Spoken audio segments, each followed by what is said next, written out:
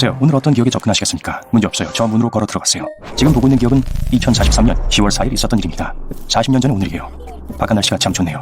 햇빛이 내리쬐고 있고 공원에서 아이들이 뛰놀고 있습니다. 주인과 노는 개들이 요란하게 짖는 소리를 들을 수 있어요. 나무에서 나뭇잎이 떨어지기 시작했어요. 금빛 노란 나뭇잎이 발밑에서 바삭바삭 소리를 냅니다. 시계를 봅니다. 오후 3시예요. 데이트 상대는 금방 올 거예요. 잠시 후 마른 나뭇잎이 부서지는 소리가 등 뒤에서 들립니다. 뒤를 돌아보면 그녀가 거기 있어요. 여러분이 꿈에 그리던 여자예요. 그 사실을 아직 모르고 있지만요. 오늘은 2083년. 그녀는 여러분 옆 소파에 앉아서 얼굴에 미소를 지으며 똑같은 추억을 지켜보고 있습니다. 둘이서 지금껏 몇 년 동안 살고 있는 그 집에서요. 두 사람과 개 한 마리. 2021년 옛 추억을 되살리고 싶을 때 할 수 있는 최선의 방법은 휴대폰 비디오를 재생하는 것입니다. 온라인이나 하드드라이브에도 기억을 업로드할 수는 없어요. 물론 그런 꿈을 꾸고 그것에 관한 공상과학 영화를 봤을 수 있어요. 도대체 어떤 사람이 자신의 뇌를 업로드하고 싶어 하냐고요? 아마도 가장 불쾌한 감정 중 하나는 어디에 무엇을 놓았는지 잊어버리는 것일 거예요.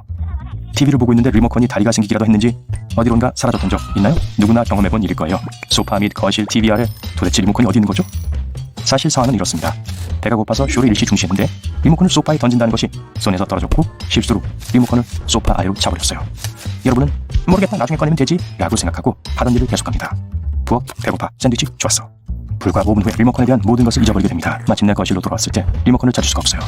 네 발로 기어다니면서 하기 싫은 수색 임무를 시작합니다.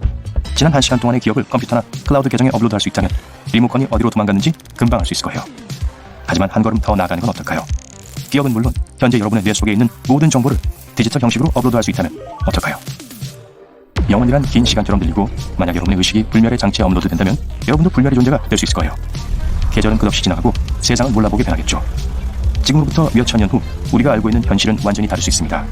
하늘을 나는 자동차, 구름 사이로 솟아오른 고층 건물, 공상과학 영화의 한 장면처럼 서로 교차하는 도로, 육지에 더 이상 공간이 없기 때문에 도시는 물속에 세워져야 할 거예요. 새 이웃에게 인사하세요. 상어예요.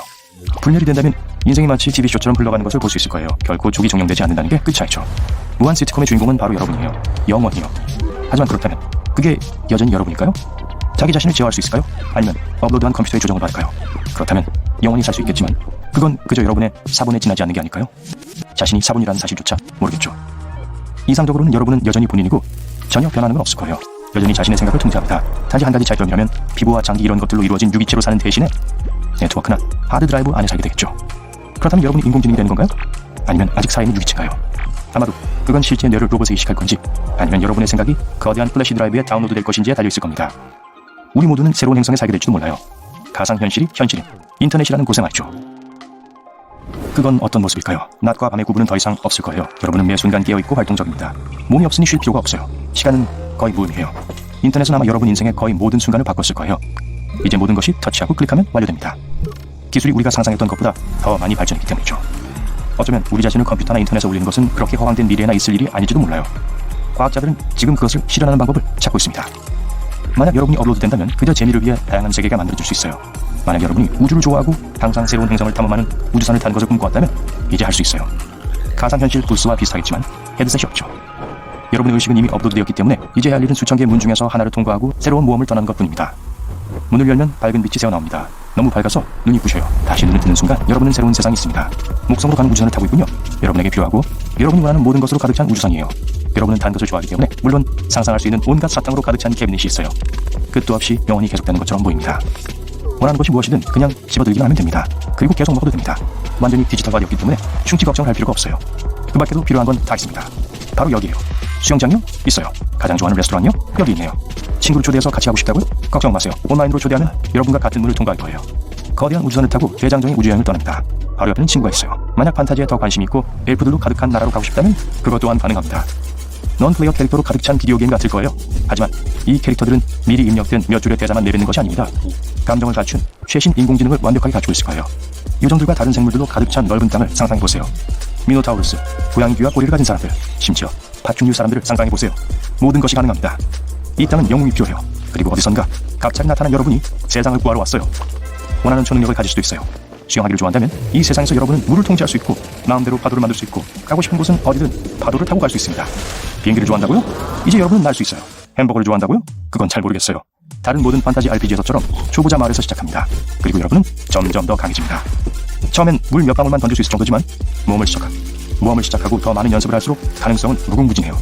거의 막판에 도달하면 여러분은 아무것도 없는 곳에 강을 만들어내고 강들기 전체를 원하는 방향으로 던질 수 있을 거예요. 액션 대신 그냥 긴장을 풀고 싶다면 여러분만의 섬은 어때요? 여러분만의 바하마 휴양지요. 모든 것을 통제하도록 해주는 작은 태블릿이 있습니다. 겨울 휴가철이 갑자기 그리워지기 시작하나요? 괜찮아요. 버튼 몇 개만 누르면 준비됐어요. 눈, 장식, 크리스마스 음악, 그리고 가장 좋은 것은 집 앞에 쌓인 눈을 지울 필요가 없다는 거예요. 화산 분화구에 있는 집은 어때요? 걱정 마세요. 온도를 조절할 수 있어서 용암이 그렇게 뜨겁지 않을 거예요. 화산 한가운데 있는 작은 나무 오두막은 아주 안전합니다. 오두막이 액체 상태의 뜨거운 마그마 위에 떠있게 하거나 공중 부양하게 할 수도 있고 원하는 건 뭐든지 할 수 있어요. 이 용암은 물처럼 작용하기 때문에 수영하고 잠수하는 것도 안전할 거예요. 그냥 상상력을 발휘하고 문을 하나 골라서 즐거운 시간을 보내면 됩니다. 눈에 넣어도 아프지 않은 느낌, 긴장되는 느낌, 사랑에 빠져 정신 못 차리는 느낌, 전부 우리가 사랑에 빠진 걸 표현하는 몇 가지 말들이에요. 가슴이 둥거리고 손바닥에 땀이 날 정도로 벅찬 느낌이죠. 그리고 사랑은 우리 마음속에서 일어나는 일이라고 생각하지만 사실은 뇌에 일어나고 있는 일이에요. 여기 사라가 있어요. 그녀를 따라다니면서 뇌 속 사랑의 과학에 대해 더 자세히 들여다볼게요. 스토킹이 아니라 그냥 따라다닌 거예요. 사라는 데이팅 앱에서 만난 남자와 첫 데이트를 할 거예요. 저녁 내내 무엇을 입을지 고민했어요. 드디어 데이트 상대를 만날 시간이 왔을 때 사라는 현기증을 느꼈고 배가 따끔거렸어요. 심리학자들이 기대감이라고 부르는 이런 감정을 우리들도 느껴봤을 거예요. 기대감. 과학에서 이건 우리의 뇌가 스트레스 호르몬으로도 알려진 코르티솔을 다량으로 분비하기 때문이라고 설명해요. 코르티솔이 분비되면 우린 투쟁 도주 반응을 갖추게 돼요. 그렇다는 건 만약 데이트 상대가 20분 늦었는데 사라에게 해명이 담긴 문자를 보내지 않다면 그냥 아마도 가능한 한 빨리 식당을 나올 거란 걸 의미해요. 데이트는 너무 불확실하기 때문에 우리 시스템에서는 까다로울 수 있어요. 사라가 돔을 마음에 들어 할까요? 그들은 거기에 있는 것만으로도 어떤 위험을 감수하고 있어요. 하지만 인지되지 않고 지나가는 위험은 없기 때문에 사랑에 빠지면 우리 뇌의 또 다른 부분이 촉발돼요. 이 부분은 상과 보상 영역 또는 복측피계 영역이라고도 알려져 있어요. 복측피계 영역이 작동되면 우린 만족감과 의욕감을 느껴요. 우린 달콤하고 맛있는 것을 먹거나 갈증을 해소할 때 복측피계 영역을 활성화돼요. 하지만 여긴 함정이 있어요. 알고 보니 톰은 데이트에 나타나지도 않았고 사라는 거절당한 느낌이 들었어요. 이 순간 복측피계 영역 아주 활성화되어 있어요. 뇌의 이 부분은 우리의 갈망을 담당하는 곳이에요. 사람들이 그러잖아요. 우리는 가질 수 없는 걸 원한다고요.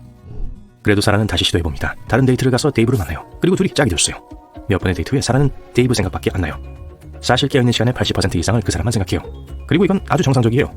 행동신경과학자 산드라 랭슬레그 박사에 따르면 초기에 사랑 단계에 있는 사람들은 시간의 90%까지 사랑하는 사람들에 대해 생각할 수 있다고 해요. 네, 사랑에 빠지는 건 집착과 같아요. 이 집착은 복측피계 영역이 도파민으로 알려진 기분 좋은 신경 전달 물질을 방출할 때 강화돼요. 도파민은 질리지가 않죠.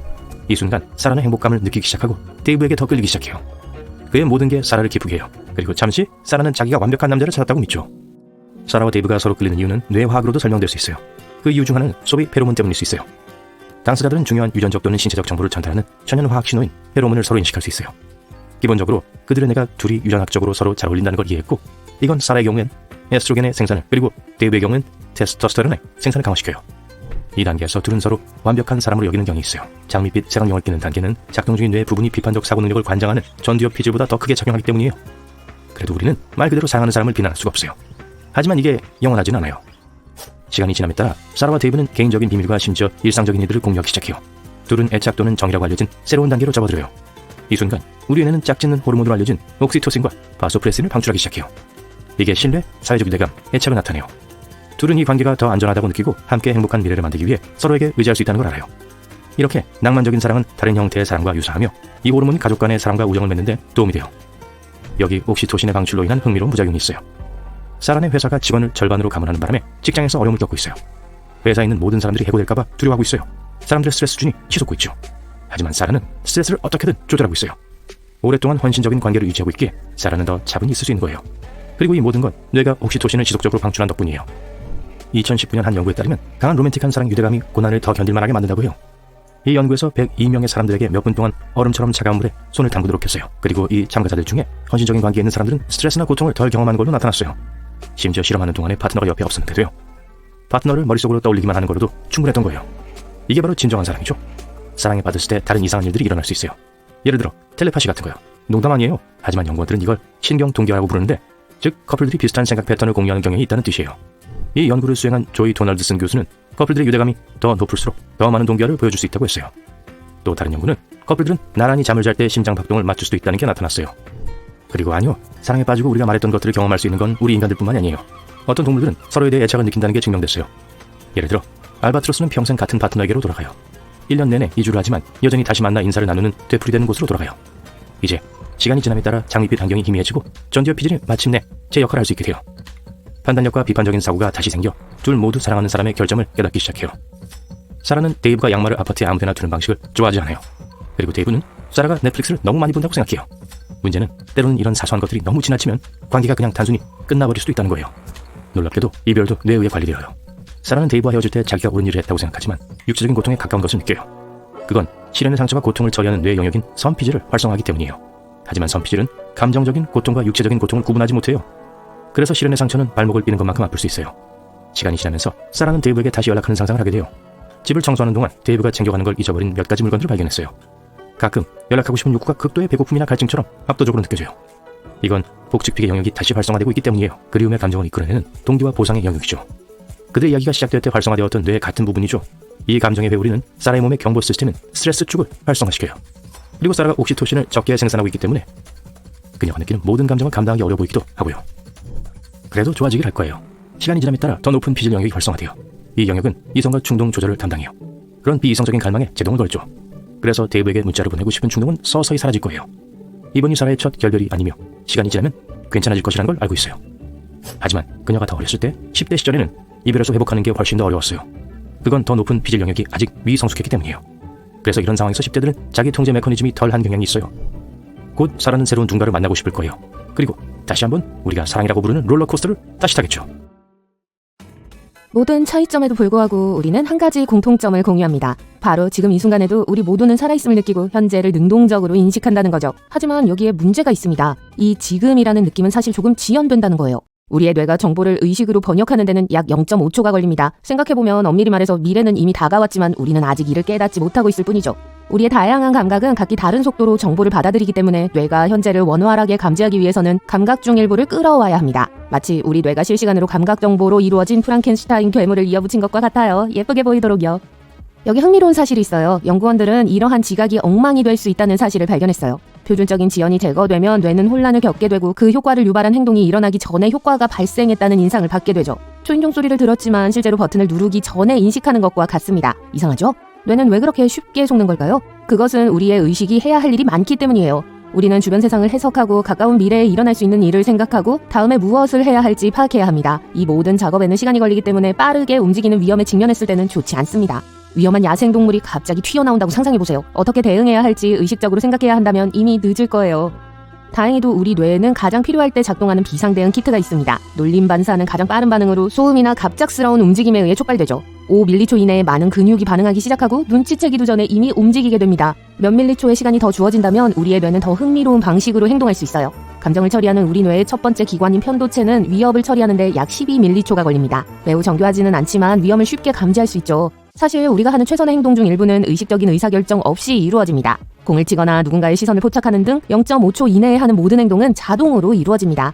따라서 의식적인 사고는 장기적인 전략을 세우는 데 유용하지만 최고의 행동 중 일부는 의식 없이도 이루어집니다.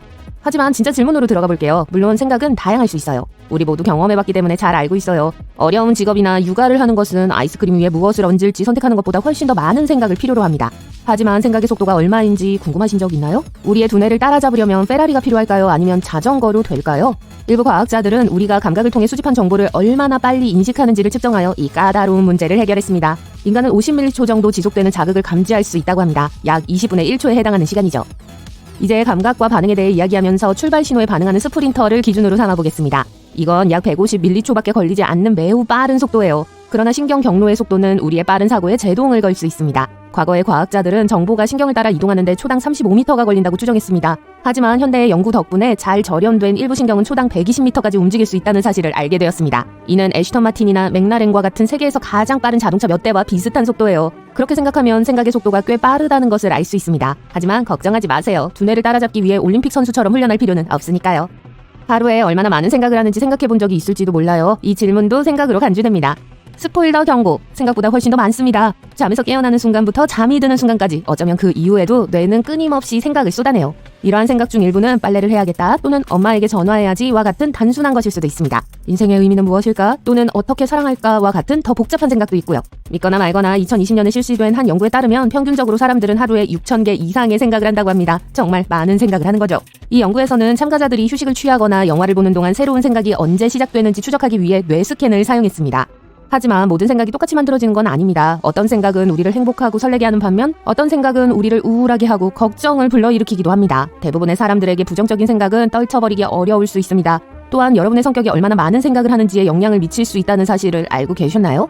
불안한 성격의 사람들은 차분한 성격의 사람들보다 더 많은 생각을 하는 경향이 있습니다. 하지만 걱정하지 마세요. 뇌가 시끄럽다고 해서 무조건 문제가 있다는 뜻은 아닙니다. 때때로 뇌는 방해가 되거나 화나게 하는 생각을 만들어낼 수도 있습니다. 가끔 이런 생각이 드는 건 자연스러운 일이지만 자주 일어나고 일상을 방해한다면 전문가와 상담하는 것이 좋습니다. 그렇다면 이 모든 생각은 어디에서 오는 걸까요? 뇌의 신경세포, 즉 뉴런은 신경 전달물질을 생성하여 다른 세포와 소통하는 역할을 하죠. 이는 뉴런에 발사하는 연쇄 반응을 일으켜 생각을 만들어내요. 하지만 생각을 바꾸고 싶다면 어떻게 해야 할까요? 이것도 가능하죠. 마음챙김 명상이나 숙련된 전문가와의 협력과 같은 기술을 사용하면 원치 않는 생각을 해결하고 보다 편안한 마음 상태를 만드는 데 도움이 될 수 있습니다. 뇌는 우리가 움직이는 데 도움을 주는 근육과 다소 유사합니다. 우리는 뇌를 훈련시켜 삶을 더 좋게 만들 수 있습니다. 어느 정도까지는요. 결국 중요한 것은 생각의 개수가 아니라 그 생각이 자신에게 어떤 영향을 미치고 어떤 결과가 나오는지가 중요합니다.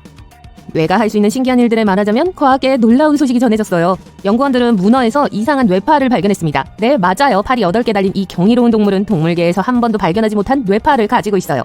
이제 전극이 튀어나온 작은 샤워모자를 쓴 작은 문어를 상상하기 전에 이 발견이 어떻게 이루어졌는지 말씀드릴게요.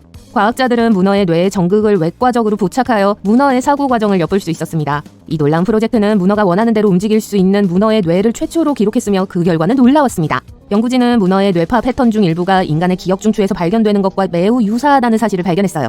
이는 수렴 진화가 작용하고 있을 수 있음을 시사하죠. 수렴 진화가 무슨 뜻일까요? 수렴 진화란 서로 다른 두 동물이 최근에 공통 조상을 공유하지 않더라도 결국 같은 형질을 갖게 되는 것을 말해요. 수렴 진화의 또 다른 유사한 예로는 돌고래와 박쥐가 있습니다. 돌고래와 박쥐는 둘 다 소리를 이용해 자신의 위치를 파악하지만 그들의 환경은 매우 다릅니다. 문어는 과학자와 비과학자 모두에게 매혹적인 동물로 여겨져 왔어요. 놀라운 기억력으로부터 몸을 위장하는 능력까지 문어는 놀라운 생명체예요. 사물을 이용해 문제를 해결하고 심지어 꿈을 꾸는 것으로도 알려져 있습니다. 네, 맞아요. 문어가 잠을 잘 때 피부에서 보이는 색의 물결은 문어가 꿈을 꾸고 있다는 걸 보여줘요. 하지만 문어는 연구하기 어려운 것으로 악명이 높습니다. 문어는 긴 팔로 몸의 모든 부분을 만질 수 있기 때문에 과학자들이 부착한 추적 물체를 제거하는데 아무런 문제가 없죠.